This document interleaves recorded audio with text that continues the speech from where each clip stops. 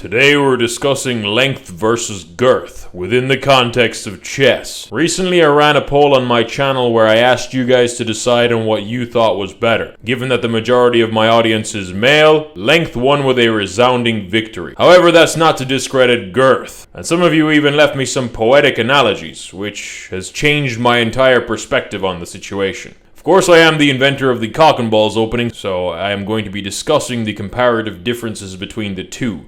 Where one shines, the other may falter, and so you need to create a balance so that they can work in harmony. Let's get right into it. So let's start off by showing you a typical cock and balls progression. Starts off with e4, e6, d4, d5, the French defense. Now in this example, we can either push our length or we can expand our girth pawns.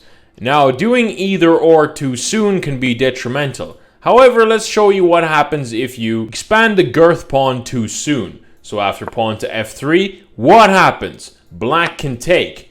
But can you take back? No, you cannot. Though you have created your tip again, you have weakened your girth, which has created an attack vector for the opponent's queen to come in and give you a check. If you decide to block this check, then you've just lost the game with queen takes e4, and after the queen blocks, you've just lost a ball. So instead, we will not be expanding our girth too soon. We will start with our length, and that is pawn to e5.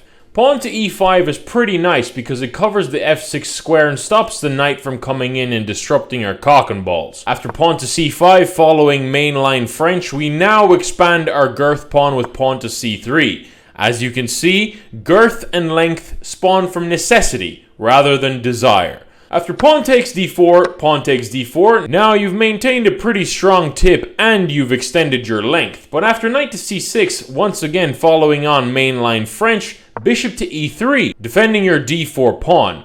After queen to b6, once again following the French, we play queen to c2. This is actually a trick in the French defense, because it looks like you've just hung a pawn because only the bishop defends it, right? But if knight takes, now queen a4 check. And if you decide to block with the knight, you've lost the queen. But if you decide to block with the bishop, now you've lost a knight. So that is not a possibility. Instead, after queen to c2, black will play something like knight to h6. However, before rushing into developing our shaft, we must first play pawn to a3, preventing the bishop and the knight from coming to b4, which would stop us from making our cock and balls. After bishop to d7 developing normally, we now can expand with bishop to d3. At this point, we've created somewhat of a shaft. After bishop to e7 preparing to castle, we now play knight to d2. And after castles, we now play knight to e2. Creating our full cock, all we need are some balls. After rook to c8, x-raying the queen with the rook, we create our first ball. Now this is important because after knight to a5, we don't do anything silly. As much as I'd like to here, I wouldn't play rook to c1 immediately, creating our full cock and balls. We must first play queen to d1. After queen to d1, knight to g4. And as I've covered in a previous video, you guys know what to do after knight to g4. We must walk our bishop around this way in order to preserve our cock and balls. After bishop to f4, g5, bishop to g3, h5. Now if we allow this pawn to come forward, it's okay, we can play h3 after takes. Your opponent will have given up their kingside safety in order to execute an attack, which is kind of going against a lot of chess principles. So if they play h5, we now play f3, attacking the knight. Now it's best for the knight to just go back to h6 instead of opening up the kingside. Now we can play bishop to f2 and reposition our bishop back to where it belongs. After pawn to g4, we ignore it all and play bishop to e3, attacking the knight and allowing this pawn to be taken. After pawn takes, we don't immediately take the knight because our knight is also hanging, so we take back the pawn and realign our girth pawn to where it's supposed to be. After bishop to h4, trying to put a bishop on a dangerous square for our king, we ignore all that and we play pawn to f4, strengthening the tip of our cock. So as you can see now, our length is quite good and our girth is supported, however it's quite weak on the queen side. But ultimately the position is quite equal. And if our opponent would like to move their pieces into the attack of the king, eventually they'll have to block this rook's x-ray of the c1 square, which is exactly what they'll do. After knight to c6, we play rook to c1, creating our full cock and balls. So after knight to e7, trying to continue the attack on the king side, we don't do anything silly. Instead, we play our king to h1, which is, as I've covered in a previous video, a precursor to the most formidable of attacks. After knight to g6, somewhat allowing us to pin the knight with the rook to the king. After knight to f3, we attack the bishop, which is on a pretty good square. But here, black has knight to g4, attacking our bishop. But we wanted to maintain our shaft for as long as possible, even if it means rearranging it.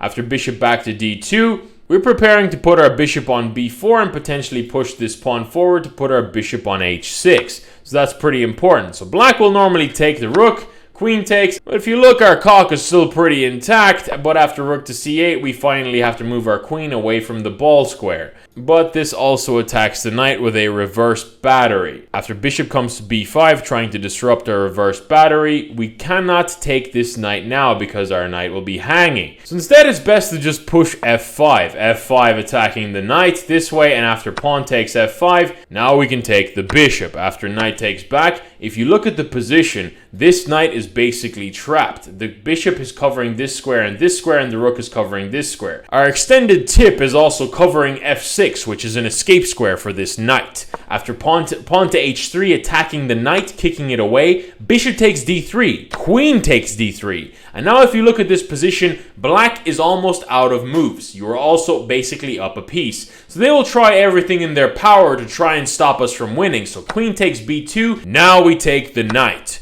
And if you look at the position, we are completely winning, though black may offer us a queen trade. A queen trade that unfortunately we cannot refuse, because if we try to, queen to e4 check stops us from doing anything else. So now the queen has to take, pawn takes, and if you look at the position, white is completely winning here. Up a piece, tip still intact, and ball still in position. So what are the key takeaways of this video? Length and girth come from necessity. That is the number one thing. You cannot play one without the other. This may upset some of you, but the truth is, length is better. But that is not to say that girth is not crucial. Though if you try to expand your length without supporting it with some girth, you would simply destroy your tip, and that is not good. It also depends on who you're playing against. Some players will prefer it when you expand your tip. Some players will prefer when you play with girth. But such is life. Anyways, I'll let you guys decide in the comments what you prefer, length or girth. I've covered the BBC defense, wherein if you are playing as black, you can get length and girth. And in those games, you often will win. If you enjoyed this comparison, be sure to like and subscribe, and leave a comment below sharing your thoughts on the matter. Thank you for watching, and have a great day.